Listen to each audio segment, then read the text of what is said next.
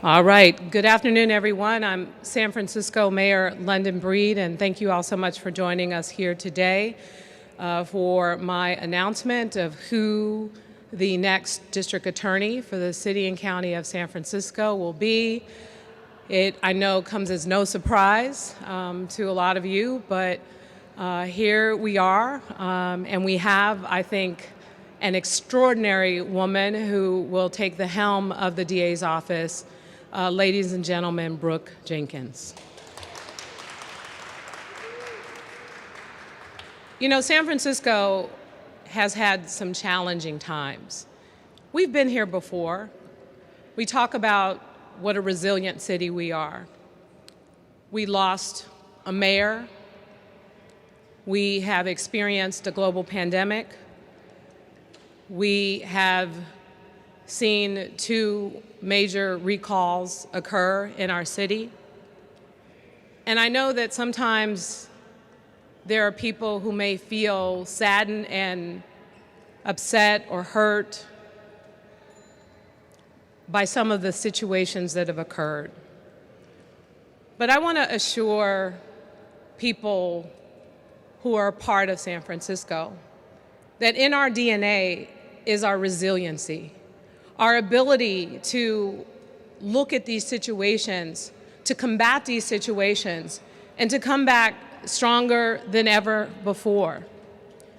This process for the district attorney was a process that was very much similar to what I did to select the 3 members who we chose to serve on the school board. Countless conversations with people who serve as prosecutors, conversations with judges, conversations with everyday people who live all over San Francisco in forgotten parts of the city, people who have never been political a day in their life, who felt that something was going on in San Francisco that needed to be addressed.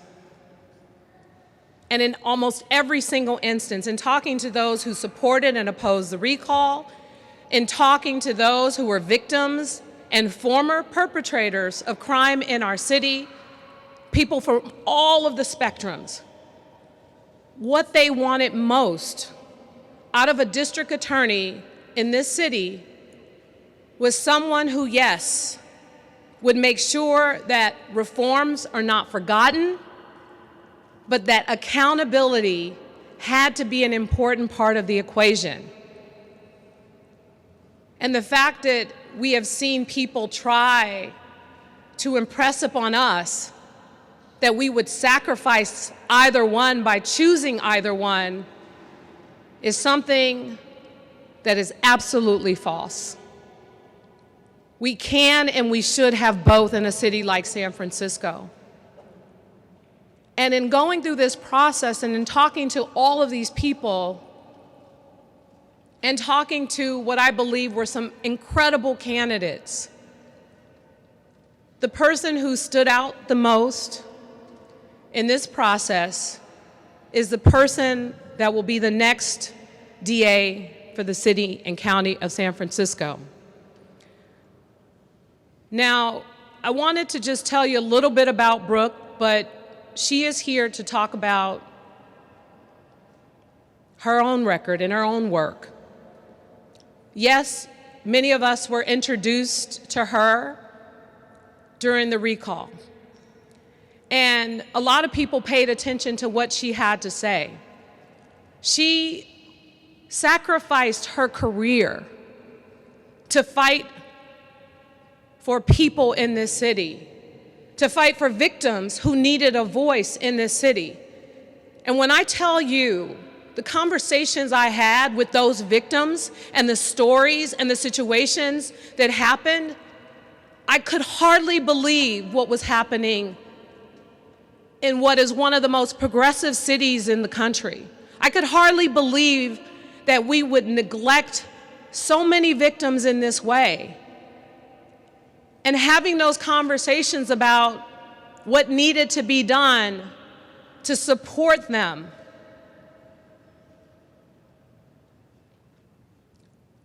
Brooke Jenkins stood out because of her understanding of both sides.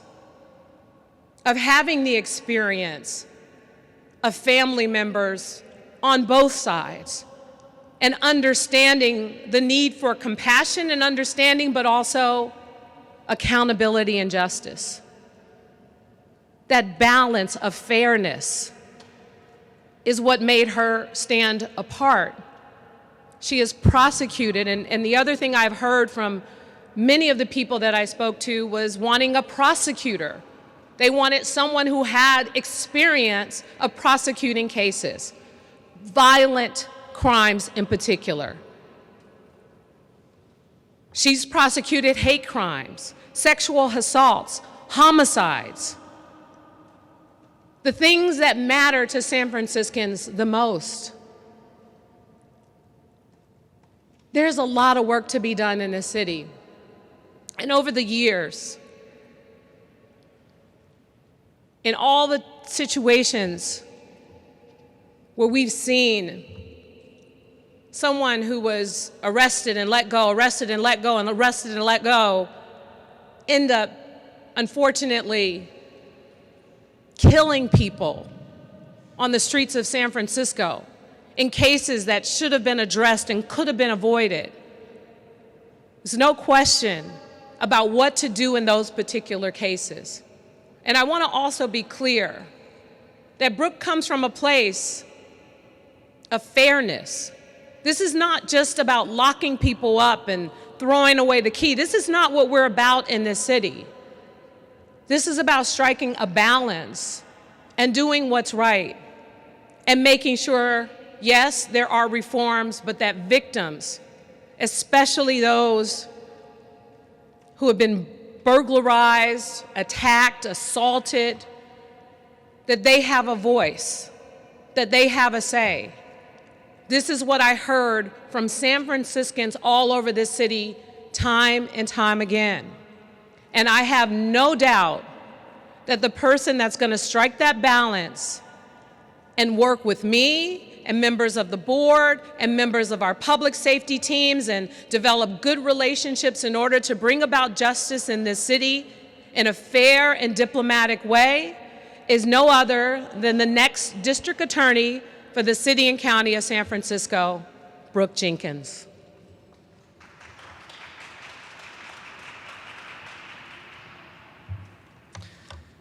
Good evening, everyone. I want to first begin my remarks by thanking Mayor Breed for giving me the honor of serving as San Francisco's next district attorney. I know that this was a very difficult decision for her that she took very, very seriously, and that there were a number of other qualified candidates. And I am truly humbled by this opportunity and assure her now that it is one that I take very seriously.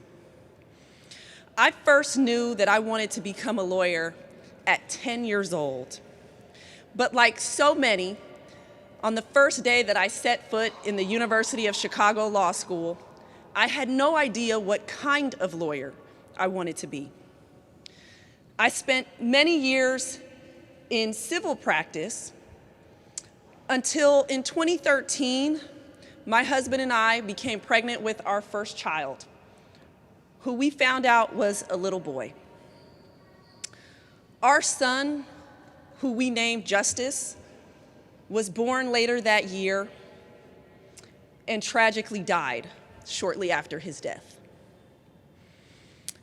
It was in the search for my life's purpose after the death of my son that I decided to become a prosecutor.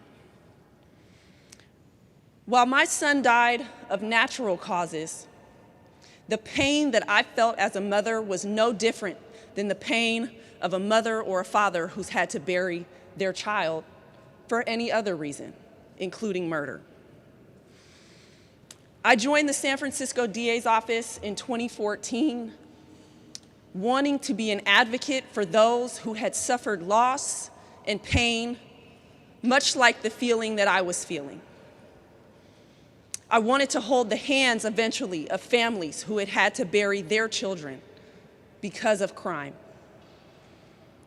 And I have dedicated my life and my career since then to being an advocate for victims, to fighting for justice, and being dedicated to making San Francisco a safer place for people to live, work, and visit. Unfortunately, as we all know, we are at a tipping point in San Francisco. San Franciscans do not feel safe, and concerns surrounding public safety have become their #1 concern. The paramount mission of the District Attorney's Office is to promote public safety. And as your next district attorney, I will restore accountability and consequences to our criminal justice system here in San Francisco. Violent and repeat offenders will no longer be allowed to victimize our city without consequence. Hate crimes will no longer be tolerated. Our Asian community can no longer continue to live in fear of being attacked simply because of who they are as they go about their daily lives in this city. What we know about San Francisco is we are a city that is accepting of everyone. And it is the DA's office's responsibility to hold those who target others due to hate accountable. We also know that we have to end the existence of open-air drug markets in our city, and that will be one of my top priorities. I will, from minute one, begin enforcing our drug crime laws so that we can take back our streets for our neighborhoods and our cities. We are a city of second chances, but the truth is we have to draw a line with people who choose hate, violence, and a life of crime. With my years of experience as the designated hate crimes prosecutor and in the sexual assault and homicide units, I do believe that I am uniquely prepared to address the most serious crimes that are affecting San Francisco. But it's not just violent crime that must be the priority of the DA's office. No longer can we be indifferent to property crimes, and no longer can we as a city view certain crimes as victimless. Every single type of crime affects all of us. It affects our quality of life, and for those who own businesses in this city, it affects their livelihoods. Under my leadership, the DA's office will work diligently every single day to restore order to our city and to bring our city back to being the beautiful city that we know it is and the world-renowned place that everybody around this world and this country loves to come visit. But I want to make clear, holding offenders accountable does not preclude us from moving forward with vital and important reforms to our criminal justice system. As a Black and Latina woman, I know very well the inequities that exist in our criminal justice system. As the mayor stated, I've had family members on both sides of the courtroom, as offenders and as victims. My family has experienced and seen police violence and misconduct. These inequities are not theoretical for me. They are a part of my lived experience, and they are a part of why I do this work. Accountability does not mean that we reject reform. We can have responsible reform and accountability both at the same time.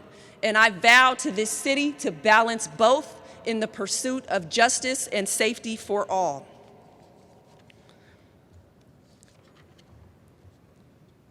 As your district attorney, I will be committed to enhancing the programs that currently serve as alternatives to incarceration in San Francisco. And I am committed to being creative and innovative in coming up with new programs that can serve as resources for rehabilitation for those offenders who are serious about turning their lives around.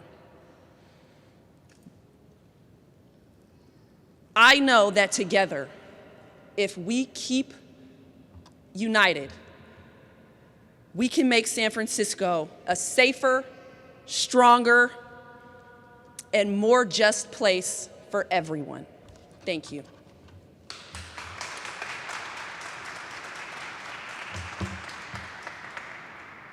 Thank you. We'll take some questions from the press. Jeff?